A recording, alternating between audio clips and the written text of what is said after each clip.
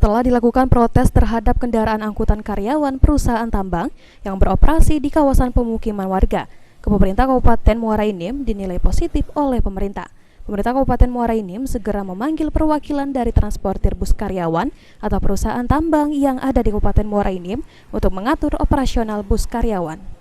Emran, Asisten 1 Bidang Pemerintahan dan Kesra Muara Enim mengatakan kalau protes warga kemarin cukup positif, jika operasional bus karyawan harus ada regulasi jelas, jangan sampai warga resah jika masuk ke jalan pemukiman warga.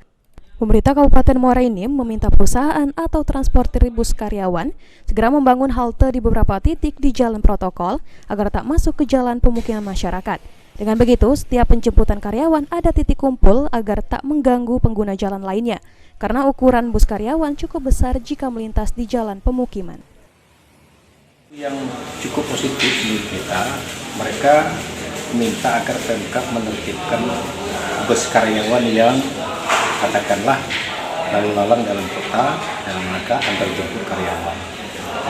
Panggil transportir atau bus karyawan ini, kalau mereka ini antar jemput di satu titik, tidak menyebar dalam kota di berbagai titik, sehingga bisa diatur, bisa dimonitor, bisa diawasi ya oleh Pemkab melalui dinas teknis.